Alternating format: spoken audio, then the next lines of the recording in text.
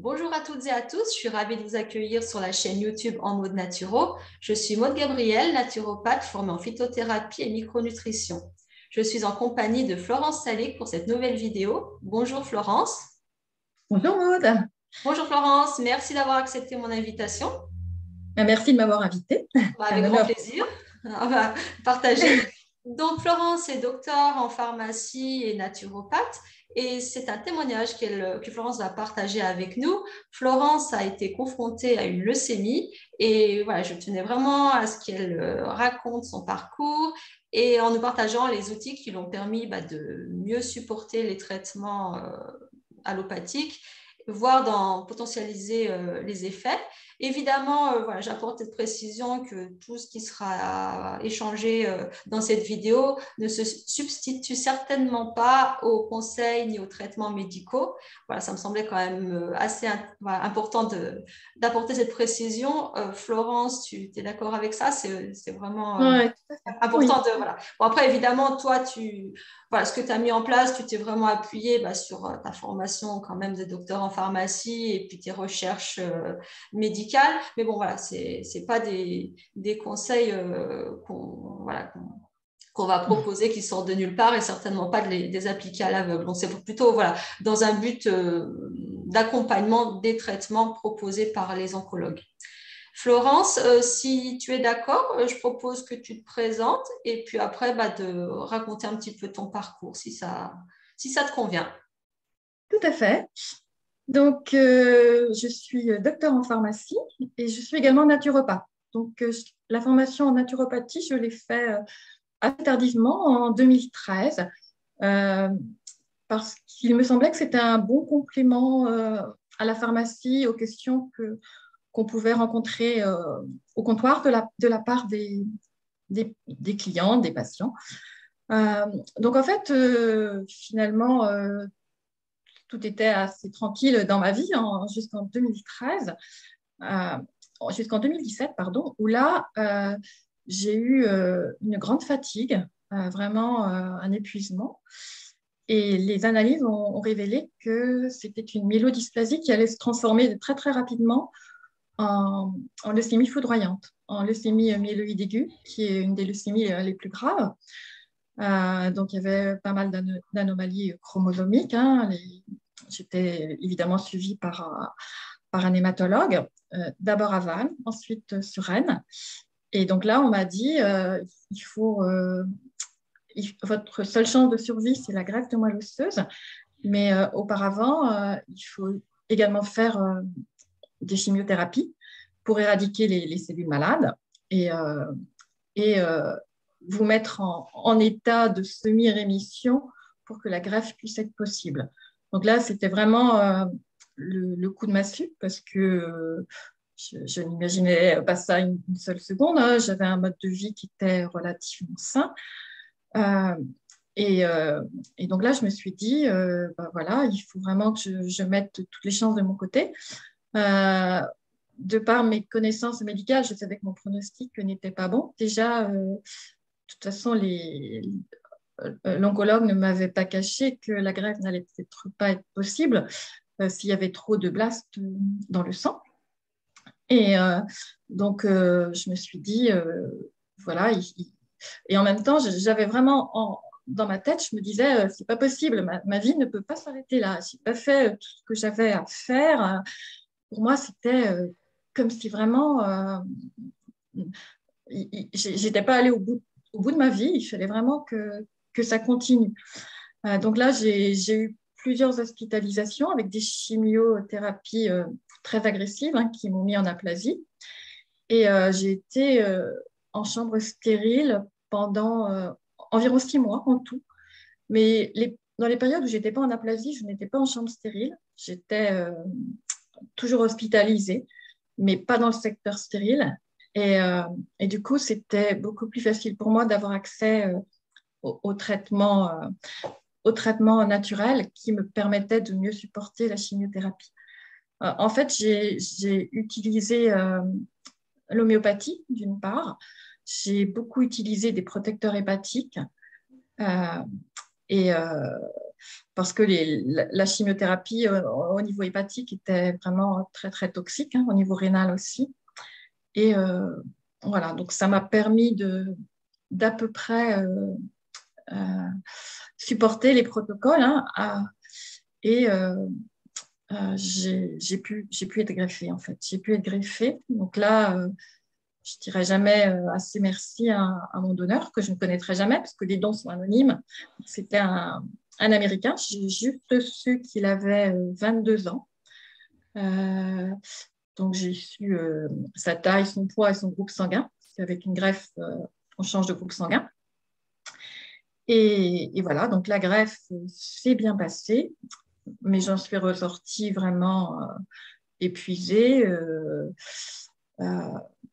c'est vrai que j'étais j'étais une vieillarde, hein. Quand je suis sortie de l'hôpital, j'étais très gonflée avec la cortisone, j'avais au niveau du visage, et en même temps, j'étais squelettique au niveau du corps, et j'étais vraiment dans un état de fatigue extrême. Et les médecins m'avaient dit qu'il me faudrait énormément de temps pour récupérer. Et donc là, j'ai mis en place tout un protocole euh, voilà, pour retrouver la santé.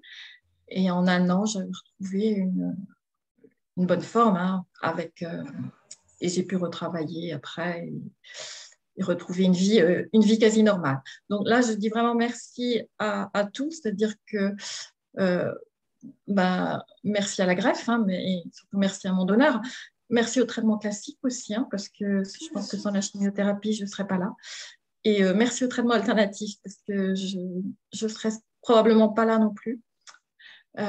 Et surtout, j'aurais certainement beaucoup plus d'effets secondaires que j'en ai actuellement. Là, actuellement, je ne prends plus aucun médicament allopathique et je n'ai plus aucun effet secondaire.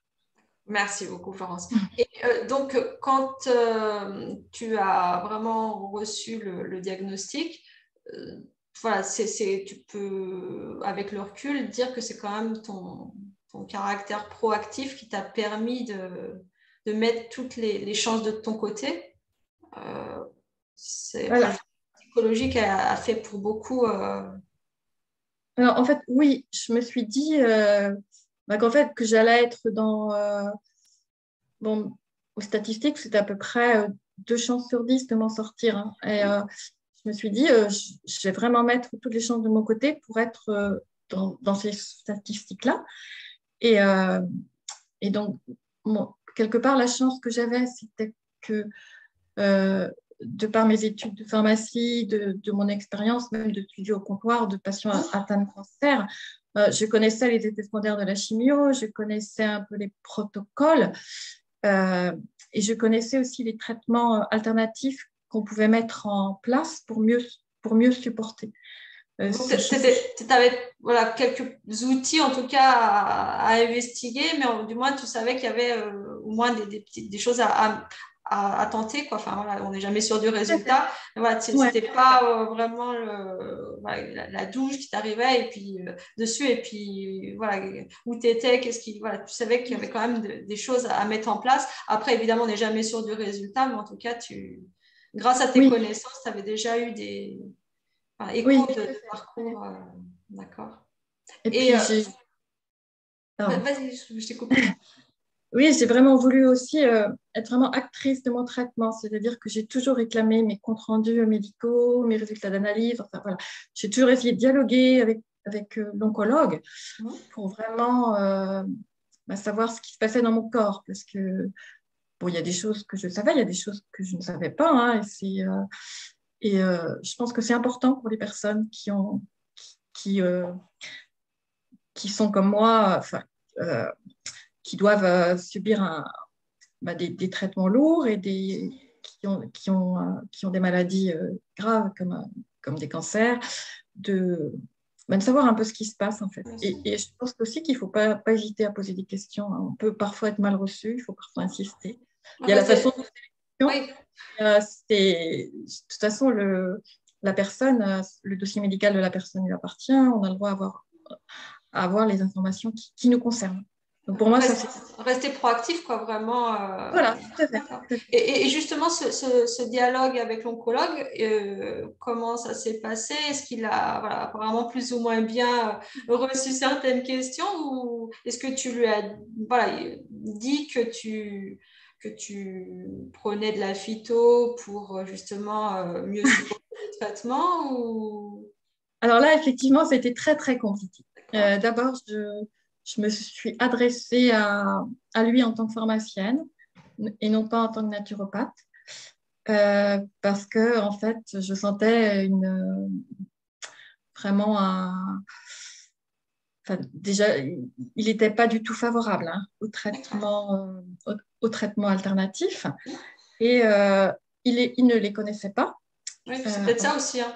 Voilà, tout à fait. Alors, c'était vraiment un puits de science en ce qui concernait son domaine. Hein. Mais voilà, il y avait quand même une méfiance de sa part. Donc, j'ai beaucoup insisté sur l'homéopathie pour avoir accès à mes traitements d'homéopathie en chambre stérile, parce qu'en chambre stérile, on a le droit à aucun traitement. Et ça a été refusé. Donc, à partir de ce moment-là, j'en ai très, très peu parlé.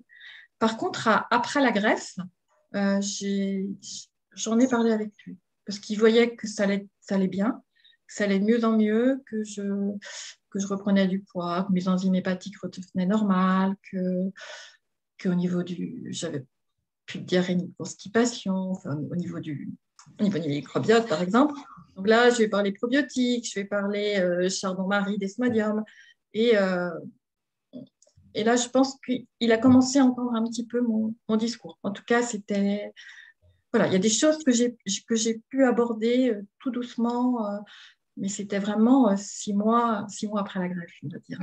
Et l'équipe médicale, est-ce que tu as pu échanger les infirmières Oui, l'équipe médicale, alors ça dépendait énormément des personnes. Il y a un interne qui m'a vraiment soutenue par rapport à l'homéopathie, par exemple, en ne comprenant pas pourquoi ça s'était refusé. Donc, il avait appuyé ma demande, il n'a pas compris pourquoi. Il m'a dit que dans certaines villes, c'était accepté en chambre stérile. Donc voilà, là, il ne comprenait pas pourquoi. Et il y a des infirmières qui étaient très pro-médecine naturelle, hein, qui, par exemple, dans certains cancers, quand il y a de la radiothérapie, il y a des infirmières qui donnent le nom de coupeur de feu, par exemple. Hein. Il y a beaucoup d'infirmières qui sont assez proches enfin, beaucoup. Ouais, il y en a quand même un certain nombre hein, qui considèrent ça comme vraiment des traitements d'appoint et qui sont assez ouvertes. D'autres pas. Hein. Après, je pense qu'il faut se rendre compte un petit peu voilà, à qui on peut parler, à qui on ne peut pas parler. Et puis, il faut aussi être très prudent hein, dans ce qu'on prend en traitement alternatif, c'est sûr. Ouais. Et aussi, même, tout en étant soignant, on a un parcours de vie et peut-être que certaines personnes ont pu avoir recours et ça a permis justement une certaine ouverture à ce genre d'approche. Après, ça reste des humains qui ont des ouvertures plus ou moins à nos méthodes, effectivement. Et bon, alors une question qui me vient à l'esprit, effectivement, donc tu as été très longtemps hospitalisé. Et la nourriture, parce que ça fait partie quand même d'un élément clé au bien-être, à la santé. Est-ce que c'était de qualité? Parce que c'est vrai que... Alors là, c'est une question qui est... Alors, en chambre stérile, tout est stérilisé. Donc, en fait, c'est vraiment beaucoup de boîtes de conserve, on va dire. Tout est envoyé. On n'a même pas le droit au pain, par exemple. C'est des biscottes sous sachet, le beurre est sous sachet. Donc, c'est une nourriture qui n'est pas du tout saine qui est considérée comme ça en naturopathie, par exemple. On n'appelle pas une nourriture qui ne sera pas vivante, pour reprendre notre terme. Voilà, mais on passe par le zéro microbe par rapport à justement parce que les personnes sont en aplasie en chambre stérile, donc on ne peut pas tolérer la moindre bactérie. Donc effectivement, la nourriture, elle était pas vivante, mais en même temps, c'était indispensable. Donc là, c'est vraiment un cas particulier. Après, j'ai aussi été nourrie par sonde quand je ne pouvais plus m'alimenter. Donc ça, c'est une expérience très désagréable, on va dire. Mais il a fallu en passer par là, même si ça a été j'ai fait en sorte que ce soit le moins le moins long possible, on va dire. Ok. Et l'entourage familial? Alors, l'entourage familial, il est très important, hein. J'ai eu beaucoup de soutien de la part de ma famille, de mes amis. Euh, Après, il faut savoir qu'en chambre stérile, c'est pareil, c'est très compliqué les visites. Donc, les visites, j'avais juste mon mari qui venait 2 fois par semaine, original. Et autrement, bah, c'était le contact humain, c'était les infirmières, les aides-soignantes. Et vraiment, il y en a qui m'ont vraiment énormément aidé, hein, par contre, on a accès, on a un ordinateur, ça a beaucoup évolué, des techniques en chambre stérile, on En a un chambre vélo. stérile, ah d'accord. Ouais, ils fournissent un ordinateur, ils fournissent un vélo. Alors, ce qui est bien, par contre, c'est que les oncologues, ils recommandent de faire du sport. Donc, même en chambre stérile, ils disent, pour ne pas perdre votre musculature, essayez de faire au moins un quart d'heure de vélo tous les jours. C'est vraiment Donc, pas mal. ça, c'est un message Oui, qui est vraiment là maintenant, hein, les oncologues, voilà, le sport, ça aide vraiment, ça évite la sarcopénie, euh, il- et ça, je pense qu'il y a 20 ans, oui, je pense qu'effectivement, c'est...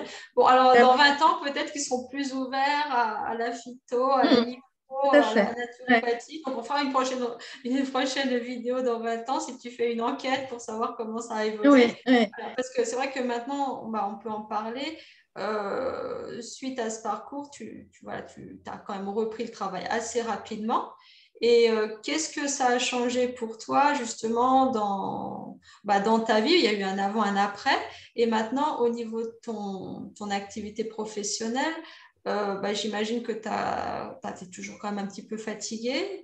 Maintenant, tu travailles 2 jours en pharmacie et tu Non, as des... voilà. Ouais, Je travaille 2 jours en pharmacie. On fait une pharmacie Anthony Willem. C'est une chaîne de pharmacie qui est tournée vers les thérapies naturelles, justement, hein. d'accord. Donc, ce sont des pharmacies qui ont une large gamme de produits type Pilège, Nectargia, enfin, je veux dire vraiment un grand choix de probiotiques, de phyto, d'homéo. Et, euh, et donc, ça correspondait bien voilà, à ce que je recherchais. Donc, bon, j'étais vraiment très heureuse, hein, d'avoir été contactée par cette pharmacie. Et, euh, et donc là, bon, je développe beaucoup les conseils en soins naturels, en particulier justement pour des personnes qui sont atteintes de cancer. Et je fais également chez moi en visio des consultations de naturopathie pour les personnes atteintes de cancer.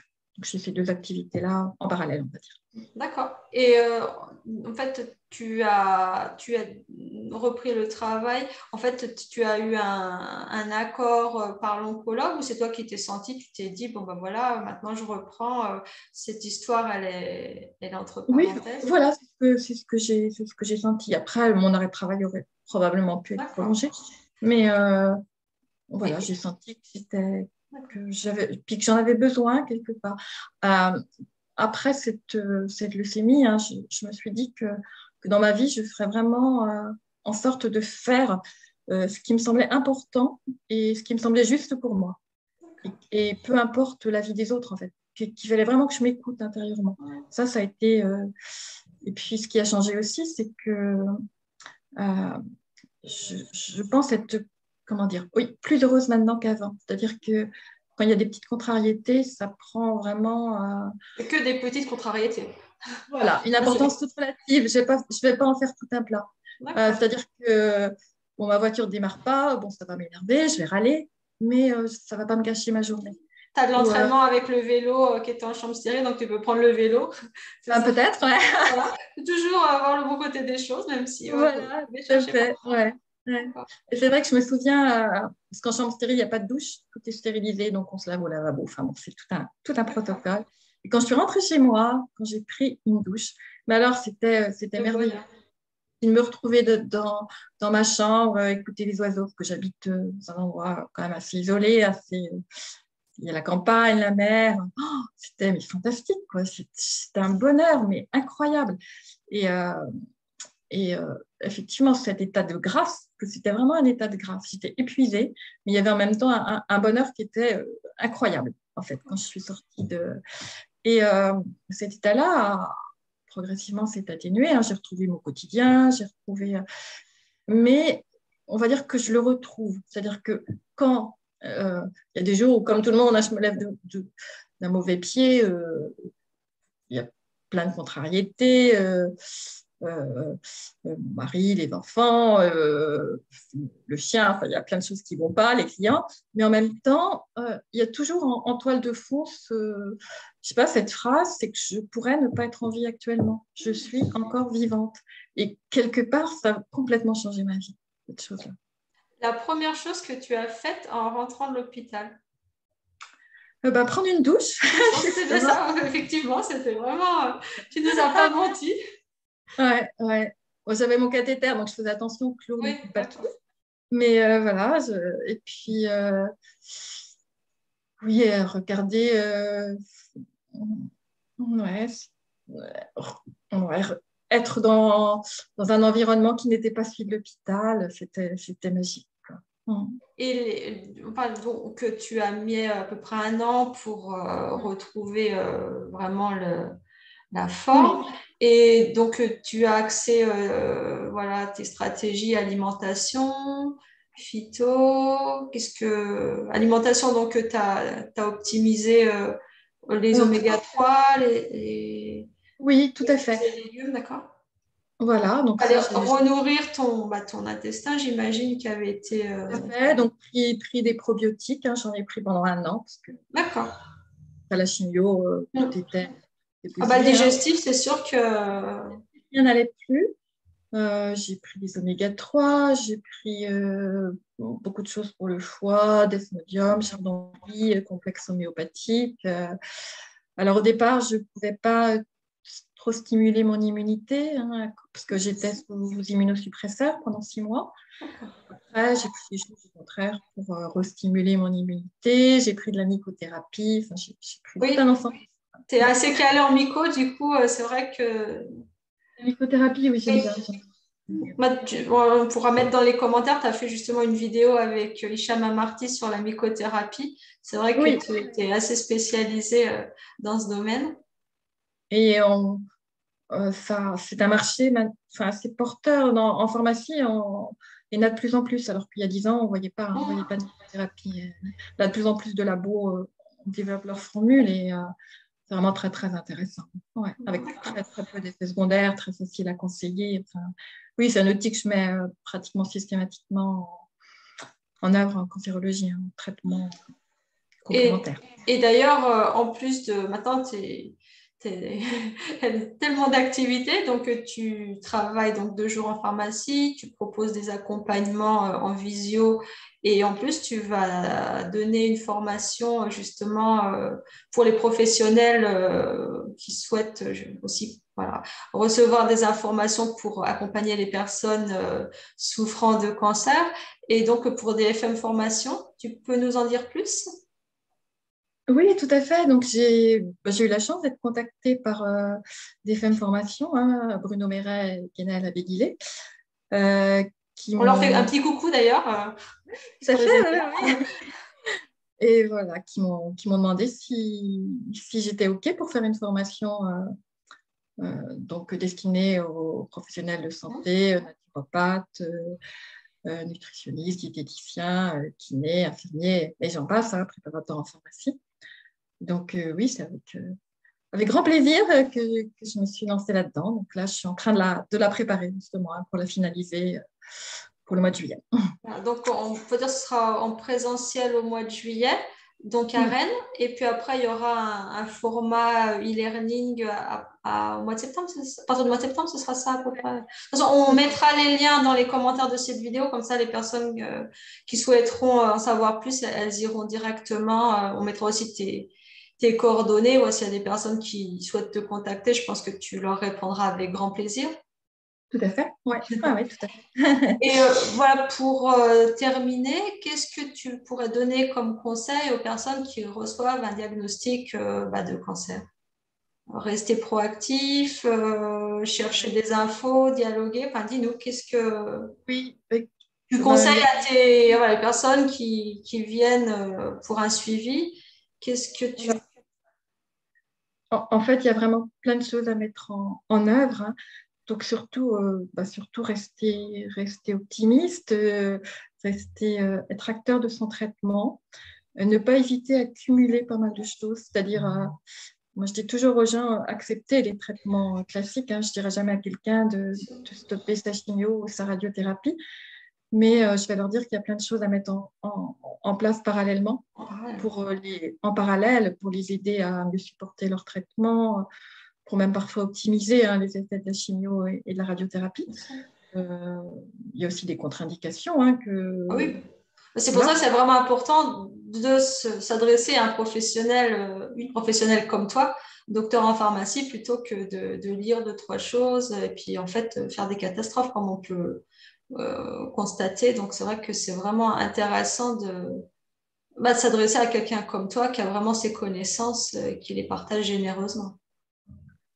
Alors oui, en fait, les gens maintenant, ils sont quand même pas mal informés par le biais d'Internet, mais quelquefois, c'est un petit peu un mélange un peu confus dans leur esprit. Donc en fait, je clarifie en fait ça, je leur dis, bon, pour votre type de cancer, ça serait bien, ça par contre, il ne faut pas le faire. Voilà. C'est plutôt ça que... Et puis, suivant les personnes, il y en a qui sont très informés, il y en a qui ne sont pas du tout informés. Ça dépend vraiment de la personne. Et il n'y a pas... Et, j'ai un accompagnement qui peut être un plus, mais je dis aussi toujours aux gens que tout accompagnement est bénéfique, hein. Ça peut être par le yoga, par le qigong, par la sophrologie. Voilà. Donc, et puis, il ne faut pas qu'ils hésitent à se faire du bien. Je pense que un patient qui a atteint de cancer, il faut vraiment qu'il pense à lui, voilà, qu'il fasse tout ce qui a du sens pour lui, tout ce qui peut l'aider, il faut vraiment qu'il le fasse, que son entourage soit OK ou pas, hein, parce que quelquefois, au niveau des entourages, il y a parfois des personnes qui sont très, très bien accompagnées, d'autres beaucoup moins, mais je pense que la personne, il faut vraiment qu'elle pense à elle dans ces moments-là, et puis qu'elle n'hésite pas à aller vers ce qui a du sens. Ça peut être aussi bien que le yoga, que faire du tricot, enfin voilà, se faire plaisir, avoir des activités qui l'aident. Et puis se dire aussi que rien n'est jamais perdu, que même si un protocole ne fonctionne pas, les oncologues le disent, hein, il y a des solutions de recours, il y a voilà, un diagnostic de cancer, il y a plein de choses à faire en fait. Il y a plein de choses à faire et il faut vraiment y croire. Et puis qu'après, la vie, elle peut être encore plus belle qu'avant. Il y a une phrase qui m'a vraiment portée dans mon propre parcours. Tu me diras si elle fait écho en toi. C'est accepter le diagnostic, déjouer le pronostic. Je pense que ça résume pas Ouais, mal. c'est tout à fait ça. C'est tout à fait ça. Et moi, il y a une phrase aussi qui m'a beaucoup portée, c'est la vie est trop merveilleuse pour la vivre de façon étriquée. Pas mal. Et c'est quelque chose qui, ouais. Effectivement. Bon, ça résonne bien. Écoute, Florence, je te remercie beaucoup. Vraiment, c'était un beau témoignage, un bel échange. Moi, je vais mettre dans les commentaires de cette vidéo voilà, tes coordonnées, donc comment te joindre, tes coordonnées aussi, pardon, sur Facebook. Voilà, si tu es d'accord avec ça. Oui, tout à fait. Et puis Voilà. merci beaucoup, Maudin, pour ce que tu fais, hein. C'est vraiment... Le but, c'est vraiment d'informer, d'échanger. Et puis, je mettrai aussi les liens pour ta formation, celle que tu donnes pardon, pour DFM. Comme ça, les professionnels qui regardent cette vidéo et pourront voilà, demander des informations si elles souhaitent s'inscrire ou préférer attendre la version e-learning pour les personnes qui sont un petit peu loin de Rennes. Et comme ça, voilà, on pourra voir le programme. Ce sera toujours intéressant de voir les merveilleuses informations que tu vas nous partager. Et puis, voilà, les personnes qui regardent cette vidéo, je vous remercie de l'avoir suivie. Et si vous pensez qu'elle puisse aider des proches, de la famille, des amis, n'hésitez pas à la partager. Et si vous avez des questions, vous pouvez les poser dans les commentaires de cette vidéo. Florence, si je ne suis pas trop calée pour répondre à tout, tu pourras t'engager à répondre aux éventuelles questions qui qui feront suite à cette vidéo? Bien sûr, avec plaisir. Merci. Donc, Florence et moi-même, nous vous remercions d'avoir regardé cette vidéo. Et puis, surtout, prenez bien soin de vous. Merci, Florence. Merci beaucoup, Maud.